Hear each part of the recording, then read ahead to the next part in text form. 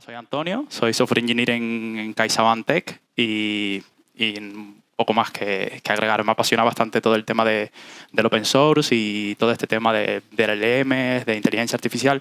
Que bueno, que software engineer a día de hoy no ha estado trabajando con este tipo de cosas. Al final no soy data scientist, soy graduado de ingeniería informática y con algo de computer science y esas cosas, pero no es tampoco mi campo de especialidad, pero bueno, hoy en día casi todos vamos un poco manejando todo este tema y vamos trabajando. Entonces, salto un poquillo a la charla.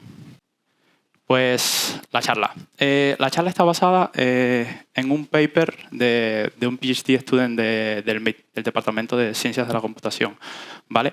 Tiene dos partes. Vamos a empezar un poco hablando de teoría, de qué es lo que plantean en ese paper, y luego ya vamos a caer un poco a la implementación de la teoría, ¿vale? Creo que va a ser interesante dividir la charla como en dos pedazos. Vamos a hablar de la teoría, le haremos un poco un parón y luego, no sé, preguntas, dudas y ya saltamos un poco a la implementación. Entonces, la charla se llama When Context Becomes a System Problem, o sea, lo típico, o sea, los problemas que estamos teniendo todos a día de hoy con manejo de contexto, cómo hacer que los LLM sean cada vez más eficaces. Y vamos a hacer una introducción a lo que es los Recursive Language Models, que es este paradigma de inferencia que ha introducido Alex Sanz, que es el PhD student del MIT, en el cual es basado la charla. Entonces, imaginaos que tenemos el siguiente problema, ¿vale? Es el típico problema donde tenemos una organización súper grande. Dentro de esa organización tenemos alrededor de 50.000 GitHub issues, o sea, de incidencias que nos pueden abrir los propios desarrolladores y, no sé, alrededor de 300 repositorios. O también pudiéramos pensar que tendremos una organización, o sea, un enterprise, que adentro tenemos organizaciones y dentro de las organizaciones tenemos repositorios, issues y puede escalar y tener muchos. Entonces, nos han ido reportando distintos problemas, ¿vale? Hemos visto que han surgido distintos problemas, han reportado distintos problemas y decidimos hacer una pregunta a nuestra gente, algo así como, oye, checkout, inventario y notificaciones tuvieron incidencias en el Q3. ¿Hay algún patrón común entre ellos? Y el LLM, pues, me respondería algo, oye, checkout tuvo un pico de errores de 503 en la semana 8, inventario reportó timeout no relacionados, notificaciones, fallo puntual de integración. No se detecta ningún patrón común. Tened en cuenta que este problema tiene un poco de picardía, o sea, tiene un poco de trampa. ¿Por qué? Porque no es una pregunta normal, ¿vale? Es una pregunta que se le hace, que se necesita que se tenga un entendimiento del problema entero para buscar cuál es un patrón que los relaciona, ¿vale? Y ese viene siendo uno de los key, ¿vale? O sea, de las cosas fundamentales. Queremos analizar, queremos razonar sobre un corpus de información bien grande para buscar un patrón que encuentre. No es simplemente buscar una información localizada, ¿vale? Y evidentemente va a ser un contexto extremadamente grande que ya de paso vamos a tener problema ahí. Entonces, ¿cuáles son las soluciones que podemos aplicar actualmente? Primero, truncar, ¿vale? Que sería lo más sencillo y es lo que hacen los LLM por defecto.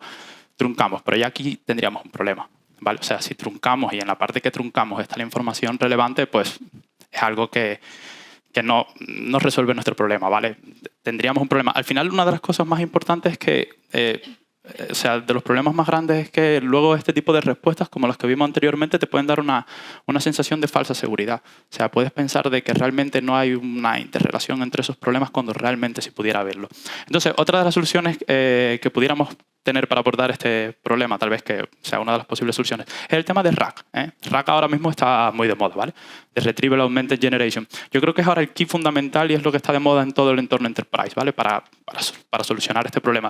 Ahora, ¿cuál es el problema de RAG en este? O sea, ¿cuál es el problema de que realmente tal vez se pudiera lograr, pero cuál sería algo en el cual RAG nos pudiera fallar? Es que aquí el problema es cómo relacionar, ¿vale? O sea, ¿qué preguntar? El problema es la query. ¿Qué queries? Aquí ¿sabe? Realmente no es que RAG por diseño esté mal o que tal vez no pueda resolver estos problemas, sino es que generar una query para resolver este problema pues pudiera ser difícil, ¿vale?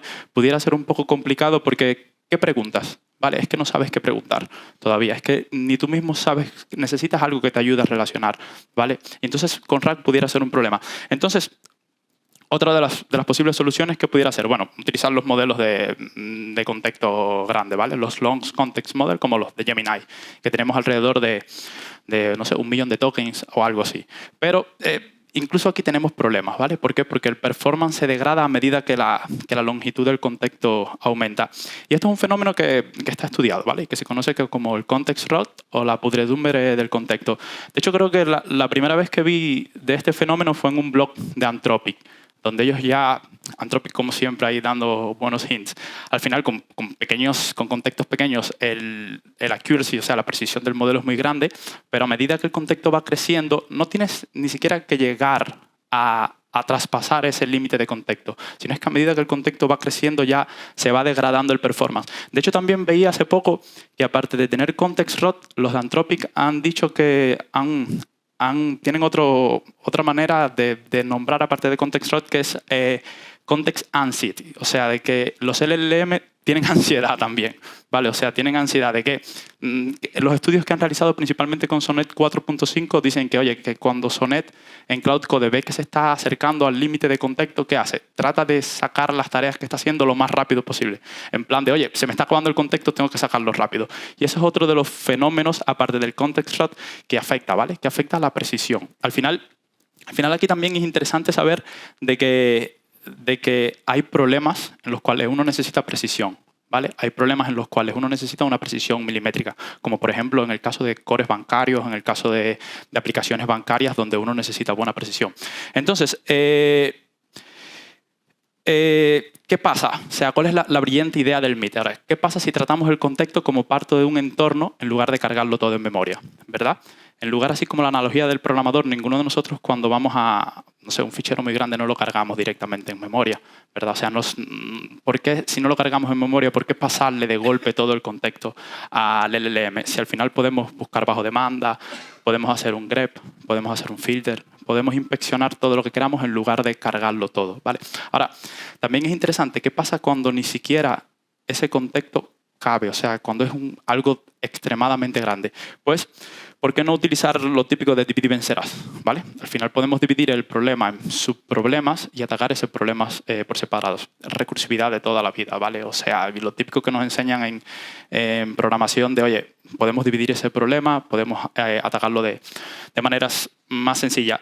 Estas tres cosas desde un punto de vista muy amplio, muy así, muy abstracto, es lo que pudiera ser RLM, ¿vale?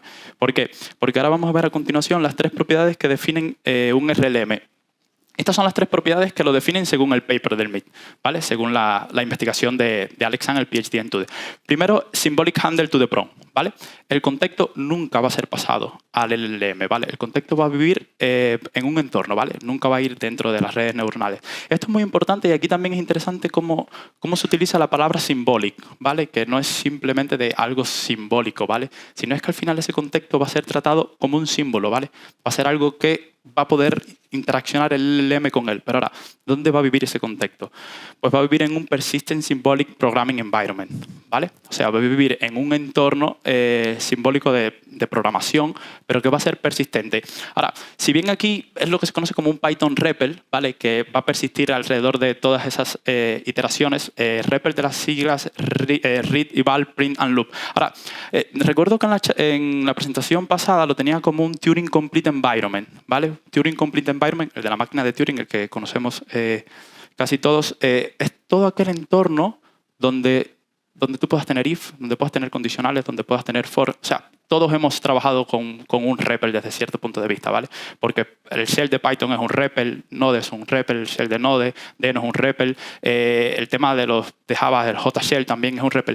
Es básicamente donde te puedas escribir, evaluar, imprimir y volver a iterar sobre estas cosas. Entonces, dijimos que vamos a tener, el contexto nunca va a ir al LM, va a estar almacenado en una variable P, que esa variable P va a estar almacenada en un Persistent Symbolic Programming Environment, Python REPL. De ahora en adelante miraremos siempre con Python REPL, aunque vuelvo y repito, se puede hacer en Node, se puede hacer en Java, se puede hacer en Rust, se puede hacer en el lenguaje de programación que uno decida. Ahora, ¿por qué Python? Bueno, casi siempre se elige Python en estos momentos porque los LLMs trabajan muy bien con Python, ¿vale?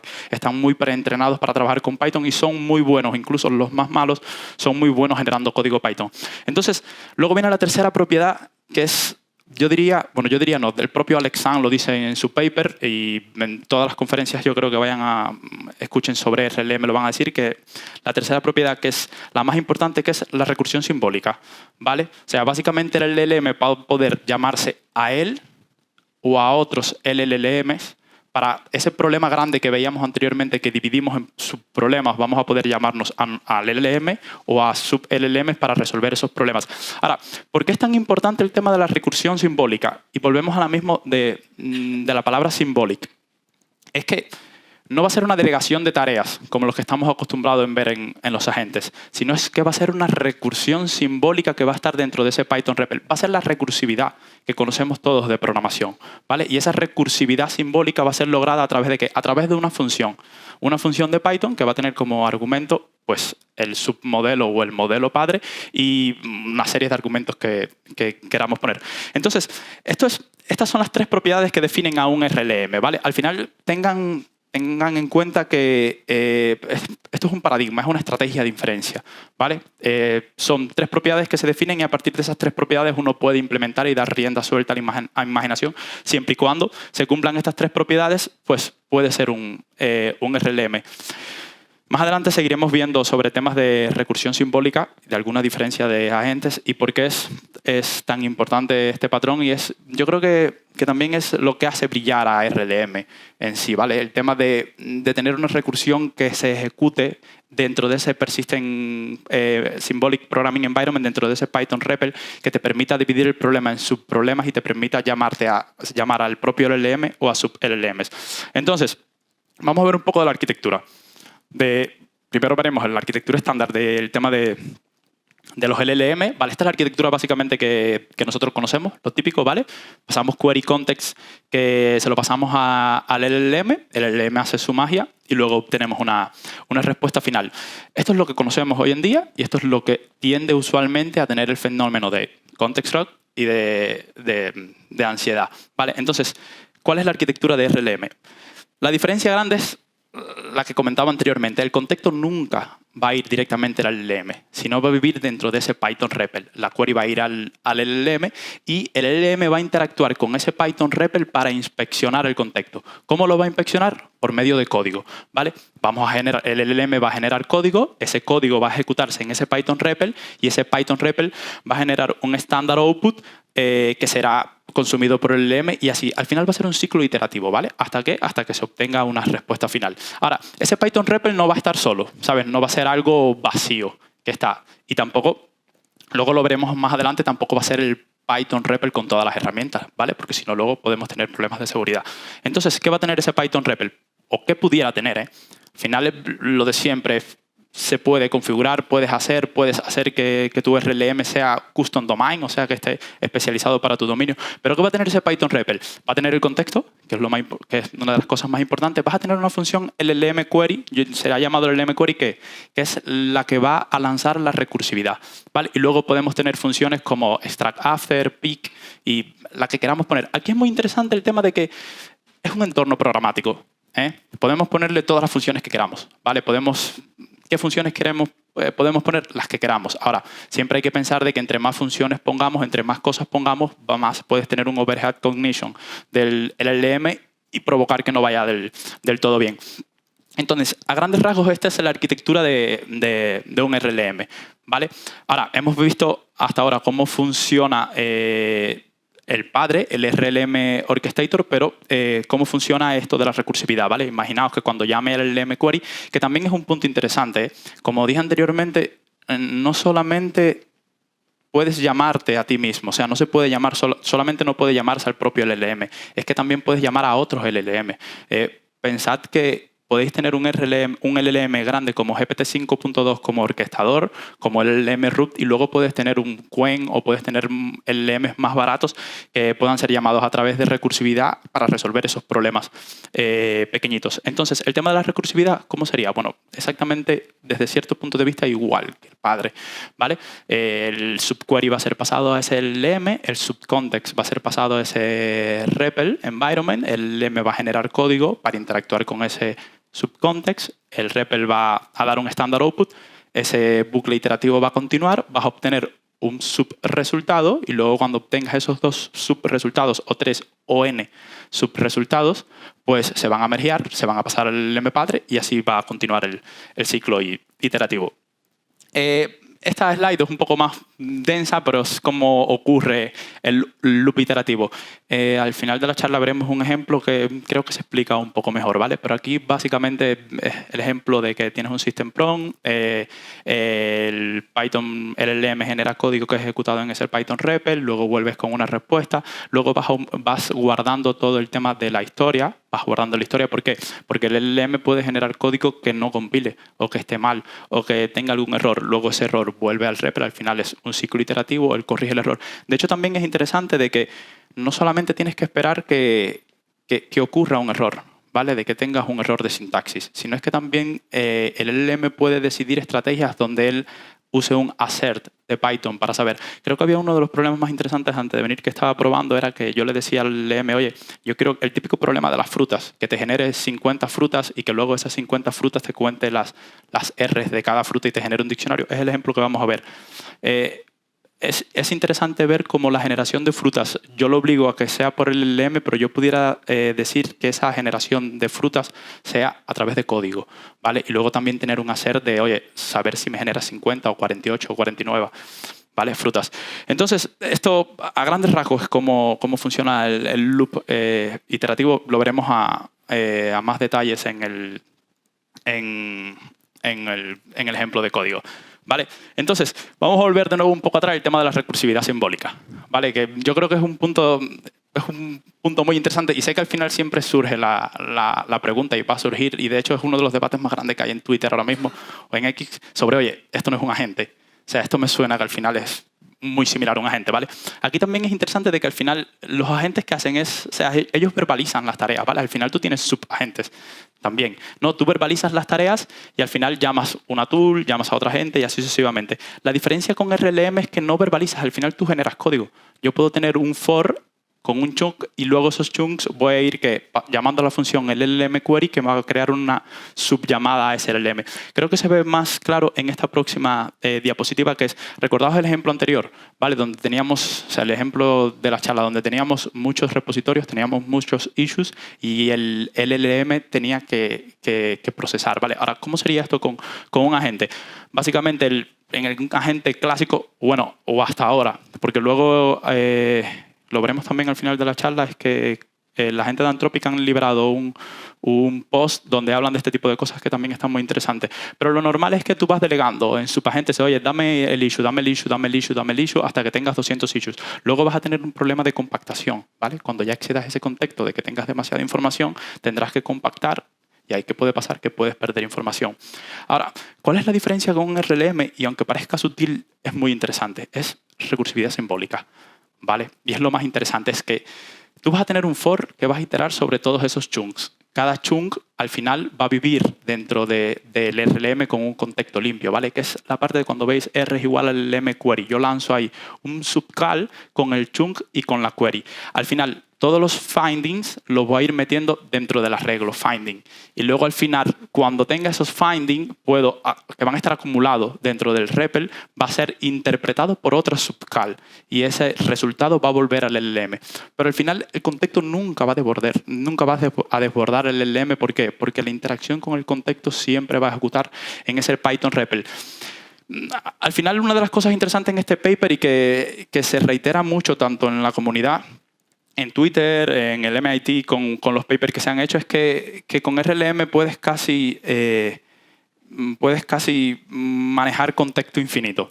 Meter siempre la palabra infinito es complicado porque a nivel matemático es complicado trabajar con infinito, pero es interesante ver cómo esta idea, evidentemente, y lo veremos ahora con los resultados, puede dar resultados muy interesantes. Vale, hasta aquí hemos visto la teoría, ¿vale? Pinta bien, tiene buena idea, pero ¿qué pasa en la práctica? ¿Vale? Por lo cual, este paradigma de inferencia, esta estrategia de inferencia, se sometió a los distintos benchmarks. ¿Vale? Distintos benchmarks que, evidentemente, estos benchmarks van a estar enfocados en que sean tareas grandes, ¿vale? Tareas grandes que conlleven razonamientos sobre un corpus muy grande. El primero es CodeQA, ¿vale? Que básicamente es un benchmark que está muy enfocado en, oye, te paso un repositorio, te paso repositorios muy grandes y quiero que me analices, ¿vale? Te voy a hacer preguntas y respuestas y a partir de ahí el benchmark te va a hacer una evaluación. Aquí es interesante que nos vamos desde 23K tokens a 4.2 millones de tokens. Ahora, ¿con qué modelo se hizo? Se hizo con GPT-5, que si mal no recuerdo, la ventana de contexto de entrada es de 272K tokens, ¿verdad? Creo que es 400K tokens en global, pero la de entrada es de 272 más lo que deja de output y para razonamiento. Y ahora, el tema del RLM, ¿qué se hizo? GPT-5 como root model, como modelo raíz, y GPT-5 y el mini de GPT-5 para las subcalls, ¿vale? Y ahora, los resultados de CodeQA son muy interesantes, ¿vale? RLM con GPT-5 mini obtiene un 62% de precisión, mientras que GPT-5 obtiene un 24%. RLM es 2.6 veces mejor que el modelo base. Aquí también interesante de que y vamos de 24K a 4.2 millones, hay problemas donde GPT-5 ya no da. Apenas que excedemos los 272K tokens, empieza a degradarse incluso mucho antes. Luego veremos un gráfico de cómo el fenómeno de context rot empieza a llegar incluso antes de llegar a esos 272K. Entonces, vamos a otro benchmark aún más grande, ¿vale? Que es el tema de Browsecon Plus. Este benchmark es muy grande, creo que se va a preguntas son multisaltos de 1000 documentos web y aquí nos vamos a un 1000 documentos web y nos vamos desde 6 millones a 11 millones de tokens, ¿vale? Cierto es que este benchmark es bastante contraintuitivo pasárselo a un LLM directamente porque ya de antemano se sabe que no va a lograr nada, ¿vale? 6 millones de tokens va a obtener una puntuación muy baja. Y evidentemente es lo que demuestra de que en Browsecon Plus RLM con GPT-5 obtiene una puntuación de 91,3%, mientras que GPT-5 obtiene 0 porque desde la primera entrada ya excede su ventana de contexto, ¿vale? Aquí la mejora es casi infinita. Bueno, entonces, ahora, ¿qué pasa cuando nos vamos a benchmark con ventanas de contextos más manejables, ¿vale? Que son el tema son los benchmarks de Oolong, ¿vale? Aquí Oolong es un benchmark que está muy enfocado al razonamiento sobre textos largos, ¿vale? Que va a requerir transformar chunks de inputs y agregar resultados. También es interesante que Oolong es de estos tipos de benchmark de needle in a haystack, o sea, de una aguja en un pajar, ¿vale? También recuerdo de que a partir de estos benchmarks, que tampoco son tan novedosos, o sea, de los benchmarks de una búsqueda de un aguja en el pajar, es que empieza a salir a la luz el fenómeno de context rot y de la degradación del contexto. Aquí nos vamos a 131K tokens, ¿vale? Es un contexto que es manejable a priori por GPT-5, ¿vale? Entonces, ¿cuál es la puntuación? De hecho, esta es una de las puntuaciones más estrecho el resultado, ¿vale? RLM con GPT-5 es un 56,5%, mientras que GPT-5 es un 44%. Aún así es 1,3 veces mejor que GPT-5 en una ventana de contexto ya muy manejable por Oolong. Ahora, nos vamos al benchmark Oolong Pairs. Aquí también interesante del benchmark Oolong, que creo que en el momento de publicar el paper, que si no recuerdo, no dije la fecha, el paper fue publicado en enero de este año y luego salió otra republicación con cosas nuevas que salieron, pero el paper es bastante novedoso, ¿vale? Creo que en el momento de publicación del benchmark, Oolong no estaba disponible todavía, o sea, no era público. Yo pude correr esos benchmarks con mi implementación porque ya lo liberaron. O sea, en mucha documentación se van a encontrar de que Oolong todavía no estaba disponible, o sea, no era público, pero al estar dentro del MIT le compartieron algunas cosas, pero bueno, a día de hoy ya está. Vale, o sea, se pudiera probar con ese benchmark y es lo que ha hecho la comunidad para un poco validar estos datos si realmente son realidad. Ahora, ¿qué pasa con Oolong Pairs? ¿Vale? Oolong Pairs es un benchmark muy similar a Oolong, diríamos que casi igual, pero en lugar de ser la complejidad lineal es complejidad cuadrática. ¿Vale? Aquí vamos a gastar más tokens de razonamiento. Aquí va a ser pequeñito, ¿vale? Porque al final son 32K tokens de contexto, pero vamos a exigirle al LLM que razone bastante, ¿vale? Y esto va a hacer que gaste más tokens de razonamiento. Y aquí el resultado es muy interesante, ¿vale? Como RLM obtiene un 58%, mientras que GPT-5, el modelo base, obtiene un 0,1%. Aquí es muy clara la ventaja, ¿vale? Y es una de las cosas donde brilla. También es interesante de que, si bien aquí yo traje solamente la comparación con LLMs, en el paper y en el estudio se hace comparaciones con agentes también, ¿vale? Se hace comparaciones con Codeact y con otro agente también. Con Cloud Code creo que no se hizo, ni con Codex, pero también se hace comparación con agentes y también es mejor el RLM, ¿vale?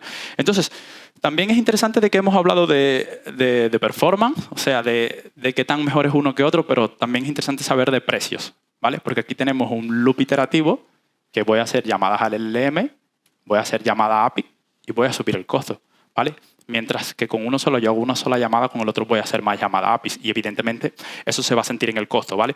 Pero el costo es bastante interesante y es bastante interesante porque tenéis que tener en cuenta de que la llamada al modelo base se hace con GPT-5, pero las subcalls, las subllamadas, la recursividad simbólica se hace con GPT-5 Mini, que es más barato, ¿vale? Y es aquí donde va lo interesante de que en CodeQA RLM es más barato que en el modelo base. En Browse.com Plus pues no tiene comparación, pero ya luego en All-On y en All-On Pairs es más caro. RLM, ¿vale? Es más caro. También es algo desde cierto punto de vista lógico, ¿vale? Desde cierto punto de vista lógico porque aunque uses un modelo de subcalls más barato, tienes que pagar el peaje y haces un loop iterativo, haces más llamadas.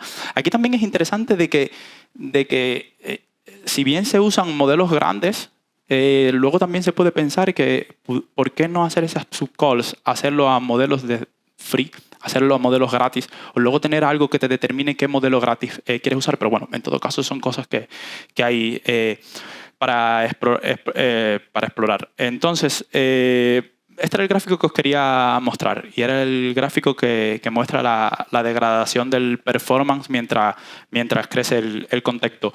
Como veis, GPT-5, que es la línea roja, a partir de los 272K tokens falla. Pero es interesante cómo a partir ya de los 131K tokens empieza a bajar y empieza a degradarse. Ese gráfico no lo hice yo, ¿vale? Igual está en el paper del MIT.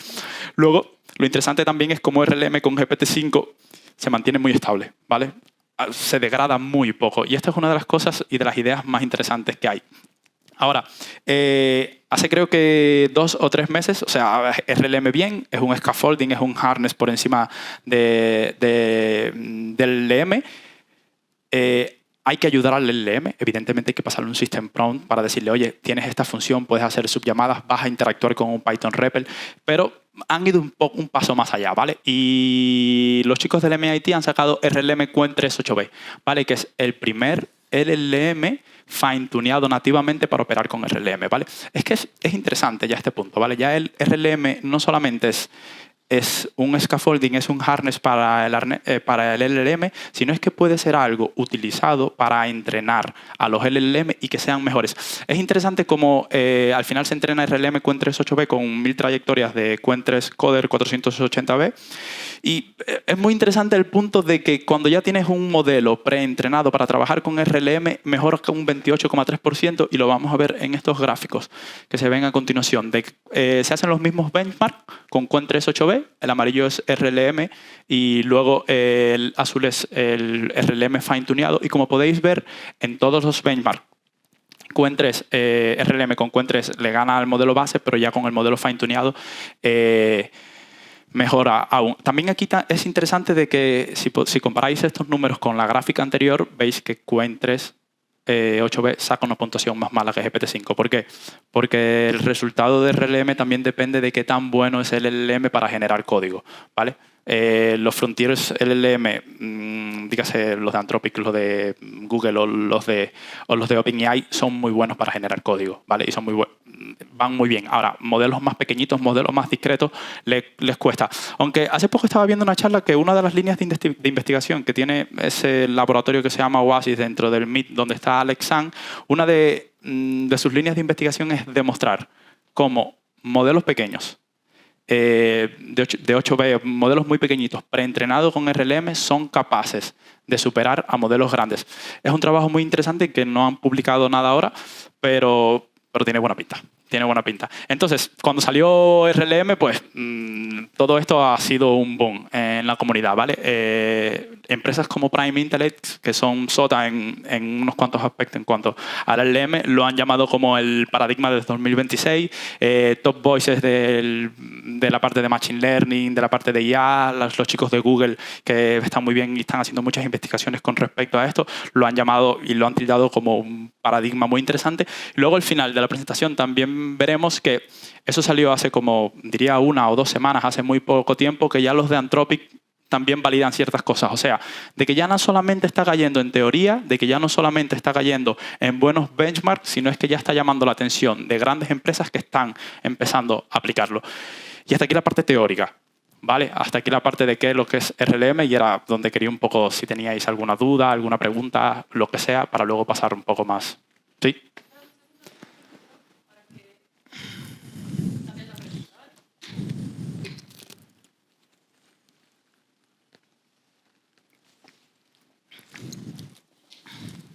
Quiero pasar adelante. Ahí. Rápido.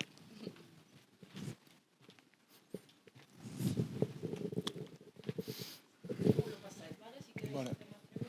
Buenas. Te quería hacer un par de preguntas. La primera es si sabes si los LLM hijos que ha spawnado el LLM padre, si pueden hacer lo mismo que el LLM padre. Es decir, pueden generar código y si pueden invocar otros hijos, por así decirlo. Sí, y es un punto muy interesante desde el tema de la profundidad. ¿Vale? O sea, si os dais cuenta aquí, la profundidad es 1. ¿Vale? Yo estoy cerrando por la librería de que, oye, solamente me puedes llegar hasta un solo nivel de recursividad. La idea de RLM es que puedas llamar incluso a otros RLM. La recursividad puede llegar a un punto donde haces muchas... Ahora, según el paper, ellos comentan y según también datos, ellos ponen sobre papel y sobre el manifiesto de que casi todos los problemas a día de hoy pueden ser resueltos con una profundidad 1. De que tal vez, o sea, ellos dicen a enero del 2026 es lo que creemos, que puede ser que necesitemos más profundidad o aumentar. Pero en teoría sí, ¿vale? En teoría la profundidad puede ser n, puedes llevarlo a la profundidad que quieras, puedes hacer cuantas llamadas recursivas tú quieras, pero siempre teniendo en mente de que vas a pagar un peaje, ¿vale? De que vas a pagar el peaje de la latencia que te va a durar. Vale, y segunda pregunta, si puedes ir a la parte del benchmark, si sabes, en los casos en los que la tarea tiene un contexto mayor que la ventana de contexto del modelo, ¿qué es lo que hacen? Si lo están truncando, por ejemplo, creo que el Browscomp comentaste que era mayor, o sea, 150 Claro. K es mayor que... Sí, aquí el Browscomp Plus, que empieza desde 6 millones de tokens hasta 11 millones. Este benchmark está diseñado básicamente de que, oye, si truncas, fallas, ¿vale? Porque no quiero que trunques, ¿vale? O sea, es diseño del benchmark, no es algo que yo modifique, es diseño del benchmark de, oye, si ya te paso 6 millones de tokens y veo que estás alucinando, veo que tu entropía es demasiada alta, no, ¿vale? Quiero datos concisos, yo quiero datos. Y aparte, también estos benchmarks están muy enfocados en que no acepto cualquier respuesta, ¿vale? Sino es que la respuesta también va a tener un análisis determinista y utilizar un LLM como jurado, pero vale un poco más el análisis determinista por regex que desde la respuesta, ¿vale? Vale, perfecto. ¿Qué tal, Antonio? Nada, muchas gracias por las explicaciones, todo queda bastante claro. Quería preguntarte, un poco por yo también confirmar lo que he entendido del ERM. Entiendo que el ERM también, de alguna forma, es capaz de escalar el contexto. Es decir, yo tengo modelos base con los que estoy construyendo esta arquitectura, digamos, como decías, ¿no? De que tú tienes diferentes RPLs, ¿no? Tienes diferentes subllamadas. Pero entiendo que tu contexto escala. Es decir, yo tengo una ventana de contexto determinada y luego tengo unas subllamadas a modelos más pequeños. Entiendo que en conjunto, a lo mejor de forma global, ese contexto que va a poder tener el ERM escala sobre un modelo, por ejemplo, base. Lo digo porque en uno de los benchmarks, en el browser, yo veía, claro, que al final si tienes que consultar miles de webs, entiendo que tú realmente lo que estás haciendo es escalar el contexto, ¿no? A ver, realmente no es escalar el contexto. El contexto es algo que puede ser dinámico, evidentemente, y yo creo que al final es un punto interesante de que cuando tú vas a resolver un problema, no podemos enfocarnos a un contexto estático, ¿vale? Sino es que tenemos que esperar que ese contexto aumente. Y aquí también un poco enganchando el problema de que cuando el tema de rack, tú tienes que indexar, tienes que crear embeddings, pero eso tiene que ser, tienes que estar vivo, ¿vale? Y es lo interesante de RLM. Al final, es una manera de buscar viva. Entonces, el contexto, si lo miras desde cierto punto de vista y nos concentramos en que puede ser algo que sea estático, el contexto va a tener una dimensión, va a tener un tamaño. ¿Vale? Ahora, el contexto de los LLM no va a ser desbordado porque yo realmente nunca voy a interactuar directamente con el contexto. Yo voy a ir generando código y ese código es el que va a ser utilizado para inspeccionar. Luego solamente el LLM va a ver el standard output de esa función. ¿Vale? O sea, el LLM muchas veces me genera código de buscar expresiones regulares. O de hecho también es muy interesante cómo las primeras cosas que hace es inspeccionar el contexto. ¿Vale? Yo quiero saber qué tamaño tiene el contexto, la longitud del contexto. Y la longitud del contexto es un número y eso nunca va a desbordar el LLM. Y yo puedo inspeccionar, si sé que la longitud del contexto es, no sé, me lo invento, 7 millones de caracteres o de algo, porque al final esto no cierra solamente a que sea texto. ¿Vale? Al final el RLM puede consumir y puede iterar a cualquier cosa que sea streameable, por decirlo así, o sea, serializable, ¿vale? Que sea convertido a algo. Al final puedes iterar, puedes hacer subllamadas y es difícil que desbordes ese contexto, ¿vale? Y es difícil que realmente no escalas el contexto, ¿vale? No escalas el contexto. Depende de lo que mires cómo escalar el contexto. Si no es que lo que escalas es la manera de interactuar con el contexto. Vale, y otra pregunta, la parte sobre todo del fine-tuning que me interesa. Entiendo que para el fine-tuning del ERM se utilizaría un LoRa similar a lo que se utiliza para... Ahí no dieron muchos detalles, ¿vale? Claro, no dieron muchos detalles. ¿Por qué? Porque es una línea de investigación. No estoy seguro. O sea, porque ellos a lo mejor sí dieron muchos detalles, pero sinceramente eso fue un segundo paper. O sea, sacaron el paper de RLM primero y luego sacaron el paper de, oye, con RLM con 38B. Pero sí es cierto de que ha habido un poco de, oye, ellos están concentrados en trabajar en esa línea de investigación que comentaba, de demostrar cómo modelos preentrenados con RLM superan a modelos grandes. Y luego también tienen otra línea de investigación que viene un poco atada a esto, es, oye, ¿cómo RLM Qwen 38B determina cuándo irte por una llamada directa al RLM o invocar directamente al REPL? Y luego caes a un problema de clasificar problemas de contexto grande, que no es algo trivial, es algo bastante difícil de lograr, de, oye, ¿cómo tú clasificas un problema en un tipo? Y a partir de ese tipo, pues yo lanzo 3 cosas. Al final, tenéis que tener en cuenta de que activar toda esta línea del REPL y toda esta ejecución va a ser más lento, evidentemente, que una llamada. Pero tienes que sopesar y poner en un peaje. Pero evidentemente creo que darán más resultados a partir de ahora y más que han llamado la atención de Anthropic también. Perfecto, gracias. Hola, ¿qué tal? Muy interesante hasta ahora la charla. Tenía una pregunta, porque o sea, a la hora de definir el RLM, supongo que tienes que definir de alguna forma cómo se hacen las particiones de los requests, el criterio de aceptación, etcétera, ¿no? O sea, entiendo que a lo mejor como caso de uso puede estar muy bien para workflows a lo mejor más repetitivos o que tienes más definidos, ¿no? Más que para tareas, o sea, si estás utilizando un LLM para tareas muy diversas, a lo mejor no compensa pues definir cada vez estos criterios, etcétera, ¿no? O sea, es como más para workflows, por ejemplo, como lo comentabas, a lo mejor tengo un montón de repositorios, tal, voy a hacer muchas tareas sobre estos datos tan grandes y me defino un RLM. O sea, es como más para ese tipo de workflows y tareas específicas. Sí, evidentemente es un poco más custom domain, ¿vale? Pero yo también tengo la opinión de que hay ciertas cosas con lo que comentaba. Imaginaos que en esta arquitectura, lo vamos a ver en la otra arquitectura, en el PyRLM Runtime, que tengas un Smart Router, que antes de tú entrar a RLM tengas algo ahí arriba que decida por qué llevarte. Si irte por el REPL completo o irte directamente a una llamada al LLM. ¿Vale? Y es un punto interesante. Y luego también... O sea, evidentemente es algo custom domain, ¿vale? Es algo que nace RLM por darle a los problemas de contexto grande, por resolver este problema de que no tengas degradación del contexto, ¿vale? No es algo lógico utilizar RLM para resolver problemas. Pero también aquí me gustaría poner no sabéis la cantidad, o sea, todos conocemos Cloud Code, ¿verdad? Y casi todos utilizamos Cloud Code para tirar código.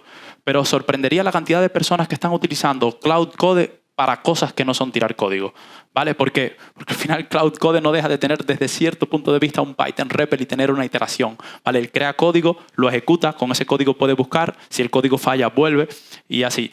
No sé si te respondí la pregunta o divagué un poco. Sí, no. O sea, relativo a esto también, ese router que dices que puedo dar al principio, que pueda enrutar bien a una llamada directa o un RLM. O sea, incluso ese router podría incluso generar cuáles serían las funciones, el criterio de aceptación y todo eso. También. Podría él mismo determinar eso sin tener que Sí, a lo mejor definirlo tú. Exactamente. concretamente, ¿no? Es un punto interesante. Claro, aquí hay dos cosas también. Una, yo estaba realizando algún trabajo y lo aparqué. Lo dejé aparcado porque por esperar de que los chicos del MIT saquen el trabajo de clasificación de problemas, ¿vale? Porque si sacan un algoritmo de clasificación de problemas o una estrategia, no sé qué estrategia van a hacer. ¿Por qué? Porque se pueden ocurrir cosas de que, oye, puedes tener un machine learning model muy fine-tuneado para determinar problemas, puedes usar ciertas cosas para que te lleves Smart Router, pero no, desde luego no es algo trivial, ¿vale? No es nada trivial. Por lo cual, porque al final tú el Python REPL puedes poner ahí las funciones que tú quieras, ¿vale? O sea, lo interesante de esto es que lo veremos a continuación, es que puedes crear todo lo que quieras y bueno, ya lo veremos un poco en PyRLM Runtime. ¿Alguna pregunta más? ¿Ninguna? Bueno, podemos aprovechar después el momento de networking también para que le hagáis más preguntas a Antonio, si queréis. Vale. Entonces, PyRLM Runtime, ¿vale? ¿Qué es PyRLM Runtime? Pues básicamente es un paquete de Python listo para producción que implementa el algoritmo descrito en el paper del MIT de Recursive Language Model, pero tiene algunas otras cosillas, ¿vale? Tiene una capa de adapters donde puedes trabajar con los distintos LLM. Luego entramos al mundo de Parallel Subcalls. Hasta ahora habíamos visto de que todas esas subcalls iban a ser síncronas, ¿verdad? Pero puedes tener Parallel Subcall, puedes tener un Elasticsearch Retrieval, o sea, puedes tener un External Retrieval. Podemos meterle al Python REPL un External Retrieval ¿para qué? Para trabajar con bases de datos indexadas, tener un Elasticsearch. Vas a tener Live Trace para un poco debuguear todos estos pasos que lo veremos en el ejemplo. Y luego Monty REPL, que lo veremos un poco más más en profundidad. A grandes rasgos, esta es la arquitectura de PyRLM Runtime, ¿vale? El query y el context van al RLM Orchestrator, que ahí es donde está todo el main loop. Aquí era lo que comentaba de que luego, ¿sabes? Como parte intermedia, el Smart Router tal vez pudiera estar aquí, en esta parte, y sería el capaz de decidir, ¿vale? Y luego dentro del RLM Orchestrator, bueno, ya ahí están todos los módulos que he comentado anteriormente, el REPL, los adapters, las policies. Aquí en las policies podemos controlar el max steps, ¿vale? Porque si pones un map step de 1000, puedes obligar al LM a tener muchos pasos, controlar el tema del map subcalls, el tema de la profundidad de la recursividad. Luego también muy interesante el tema de caché y el tracing y el tema del retriever, que es algo optional que ha agregado en las últimas versiones. Entonces, un ejemplo mínimo de cómo utilizar la librería, pues imaginaos que tenéis un contexto, creáis un contexto, pues inicializas el adaptador, en este caso GPT-5.1, perdón. Luego llamas RLM, instancias y RLM run. Aquí también es interesante que desde un punto de vista de un programador, RLM sería lo mismo con LLM, ¿vale? En lugar de utilizar GPT-5.completion o GPT-5.run algo, pues aquí usas RLM, ¿vale? Y ocurre todo el flujo. Desde un punto de vista de un programador, ¿vale? Realmente no es lo mismo, porque a lo mejor desde un punto de vista de alguien que entrena modelo y que fine-tunea modelo, lo puedes ver como una estrategia para entrenar a tus modelos. Luego caemos a la parte de Parallel Subcalls, ¿vale? Al final aquí vamos a tener el típico problema. Si tenemos subcalls secuenciales, pues nada, nos va a tardar lo que tarda en procesarse todos los chunks, y con las llamadas paralelas, pues vamos a resolver el problema de que los 33 chunks, ejemplo, se van a ejecutar en paralelo, y aquí cuando más vamos a esperar por el más lento en el batch. Pero esto no es tan simple tampoco. Y de hecho también esto es una línea en la charla de Alex San, él hablaba de que esto es unas líneas de investigaciones de RLM específicamente de mejorar la inferencia en este aspecto. ¿Por qué? Porque no todo puede ser paralelo, ni todo puede ser no paralelo. O sea, si todo lo hacemos no paralelo, pues penaliza el rendimiento. Pero si todo lo hacemos paralelo, pues penalizamos algo peor y que es que nos puede dar respuestas que no sean las correctas. Hay cosas que tienen que ser no paralelas por naturaleza y no todo lo podemos hacer paralelo. No es tan simple, aunque desde un punto de vista algorítmico uno puede decir lo hacemos paralelo o no lo hacemos paralelo, el típico if, no es tan simple. Y muchas veces el LLM tiende a... Si no se le pone el system prompt correcto, no todos, ¿vale? Aquí volvemos al punto de que LLMs buenos como los de GPT 5.1 y los Claude Sonnet y los Opus son muy buenos a la hora de saber qué inferencia aplican, pero otros LLMs pueden llevar a querer hacerlo todo paralelo y piensas que obtienes una respuesta correcta, pero no es determinísticamente correcta la respuesta que te da. Otro de los módulos muy interesantes es el tema de External Retriever, ¿vale? Hemos visto que dentro del Python REPL íbamos a tener la función casi que sería obligada, la LLM Query, que nos permitiría lanzar toda la recursividad, o sea, llamar submodels, pero luego también puedes poner una capa de, oye, ¿por qué no poner protocolos de retriever? ¿Por qué no poner funciones de search, de vector search, de hybrid search? ¿Vale? Ahora, esto es bastante interesante, ¿vale? Porque aquí casi pudieras caer al concepto de agentic RAG, ¿vale? Que pudiera no ser lo mismo, pero sí, pudiera ser. ¿Por qué? Porque estás dándole la capacidad al LLM de ejecutar código que va a hacer búsquedas en un backend, ¿vale? En la lógica del paquete que he creado y que he diseñado, lo he dejado bastante abierto, ¿vale? Lo he dejado que Retriever sea una capa abstracta que se puede poner como un módulo. Si bien doy ya la de Elasticsearch Retriever por defecto, porque es en la que he estado trabajando últimamente y la que más he estado utilizando, pues al final puedes utilizar cualquier backend, ¿vale? Un Quadrant, un Custom, el que quieras. Pero esto es un punto muy interesante porque abre el mundo de, oye, desde cierto punto de vista pudiera ser agentic RAG. Lo que luego también tienes otros problemas.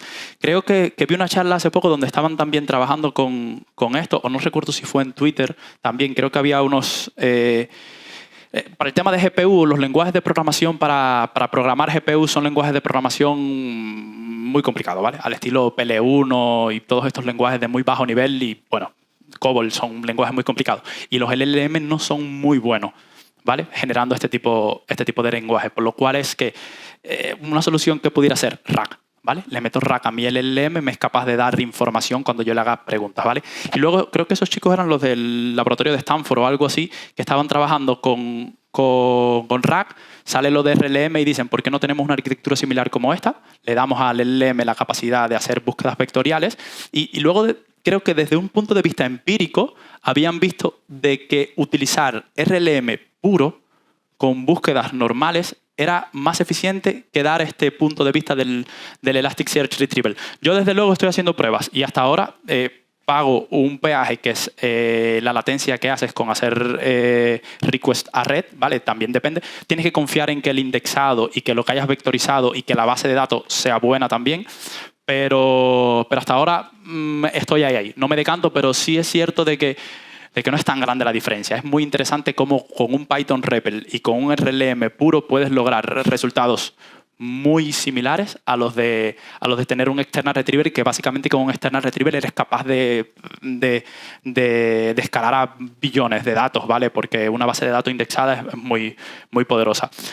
Entonces, el otro tema también interesante es el tema de la seguridad, ¿vale? Es un tema principal y más que nada cuando quieres hacer una herramienta que escale en un entorno enterprise, ¿vale? Y es de que, oye, le estás dando la posibilidad al LLM de ejecutar código en un entorno. ¿Qué pudiera salir mal? Pues todo pudiera salir mal, ¿vale? Pudieras tener whitelist blocking, pudieras bypassear el built-ins, pudieras tener loops infinitos también que te comieran la RAM, pudieras tener un memory bomb, pudieras tener muchísimas cosas. Entonces, en el paquete también se da algo interesante, que es que por defecto se da el Python REPL normal, que no está securizado, pero luego también hay una integración con Pydantic Monty, ¿vale? Que es un intérprete mínimo de Python escrito en Rust. Y aquí muy interesante, ¿vale? Porque al final la arquitectura de Rust nativamente es muy poderosa para este tipo de cosas y no te permite hacer ciertas cosas. Ahora, el tema de Pydantic Monty es algo que no es hecho por mí, ni soy contribuidor ni nada. Es un proyecto muy interesante.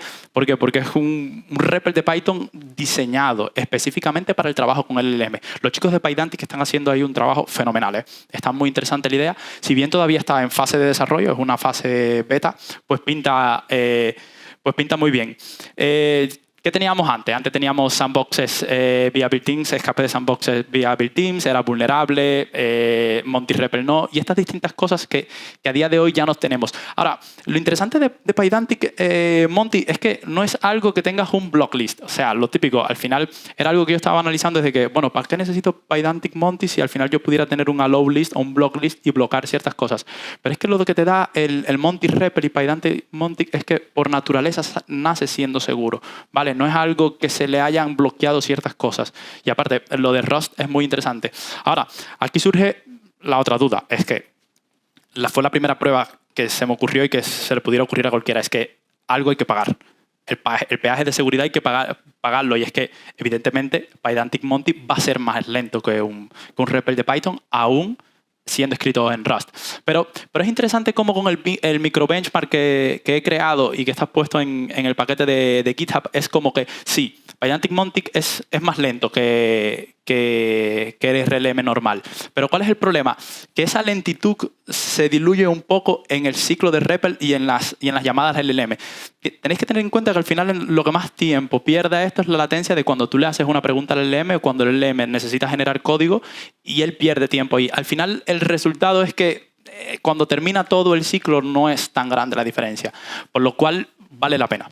¿Vale? Vale la pena utilizar Pydantic Monty y es bastante worth it el tema de tener un entorno seguro que te permita utilizar esta librería en producción en cualquier entorno bancario que tenga, por ejemplo, ciertas leyes de regulación europea o cosas así que te permitan tener de que la IA sea más segura. Entonces, casos de usos reales. Para el tema de PyRLM Runtime y para el tema de RLM en general. Repositorios de código, ¿vale? Analizar codebases enteras, o sea, cosas que tengan muchos tokens, cosas tochas, ¿vale? Lo de usar a día de hoy RLM en problemas pequeños puede ser un problema. Se pudiera utilizar, pero hay que resolver muchísimos problemas antes.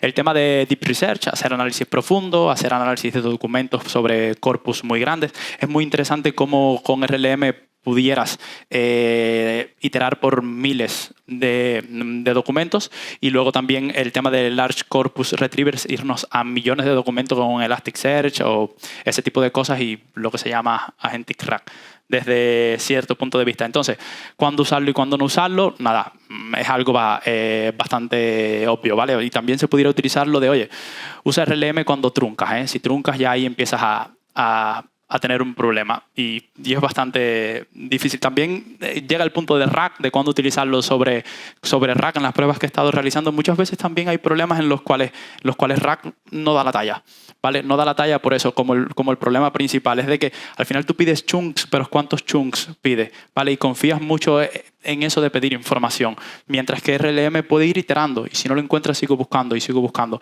y luego se pueden crear optimizaciones. Luego también un punto es que con el tema del External Retriever he hecho una especie de caché que al final las queries que tú hagas que son exactamente se cachean y ya no pierdes ese tiempo, pero aún así es interesante cómo RLM nativo, puro, sin tener un External Retriever obtiene datos muy importantes. Entonces, ¿dónde estamos a día de hoy? He librado la versión 0.30, aunque creo que entre hoy y mañana libraré la 0.31 porque ha surgido un bug.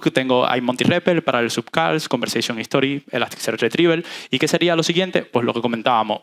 Smart Routing es un punto muy interesante de cuándo ir entre Autobassalin y RLM. El tema de Agentic RAG todavía sigo dándole una pensada en cómo la librería pudiera encajar mejor en este tipo de arquitectura. También el tema de eficiencia de consumo de tokens, ¿vale? Cómo comprimir el prompt. Los chicos del MIT, de Oasis, tienen una herramienta que se llama DS Spy, que está muy recomendable, que es para todo el tema de prompt compression y están empezando a meterle RLM y los resultados son muy interesantes. Luego también el tema de la velocidad, ¿vale? Tener un modelo de llamadas paralelas más rápidos, tener early stopping también y ese tipo de cosas. Y para grandes rasgos esto es todo. Muchas gracias.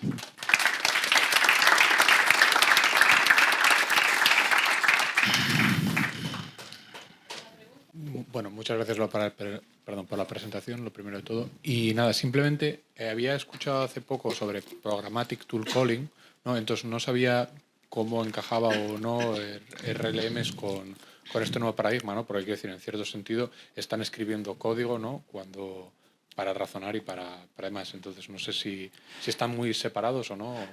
No conozco lo de Programmatic Tool, pero aquí es interesante de que RLM pudiera ser un coding agent. O sea, lo que hace a día de hoy Cloud Code es un RLM, sí y no. ¿Por qué? Porque volvemos a lo de las tres propiedades. Una, el contexto nunca vive. En el LM vive en un Python REPL, tienes un Persistent Computing Environment, que es el Python REPL, y luego tienes recursividad simbólica.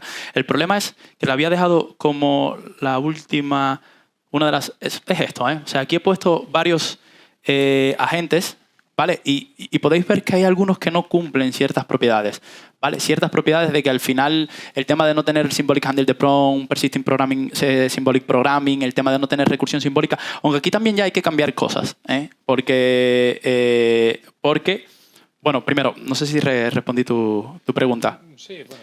Más o menos por eso. O sea, el tema es de que para que sea un RLM, al final es una estrategia, es un paradigma, es algo de que establece ciertas cosas y las implementaciones vendrán.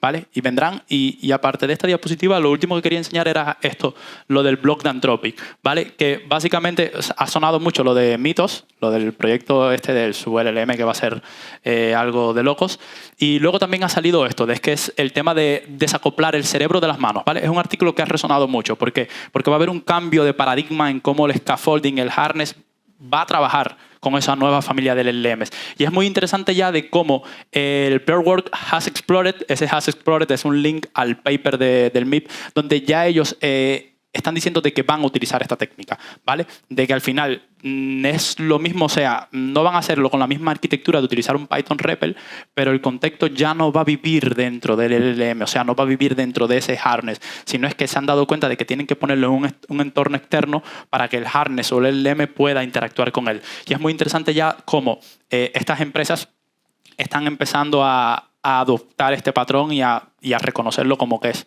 algo interesante para llevar a cabo a producción. Gracias. ¿Más? ¿Algo más? No, otra por aquí.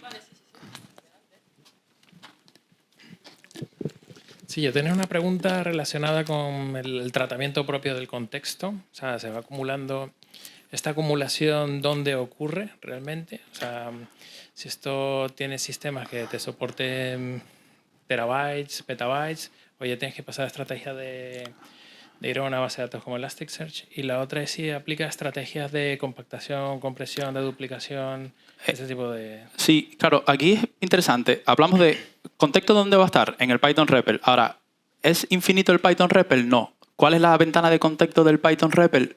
Pues pudiera ser la memoria de la máquina.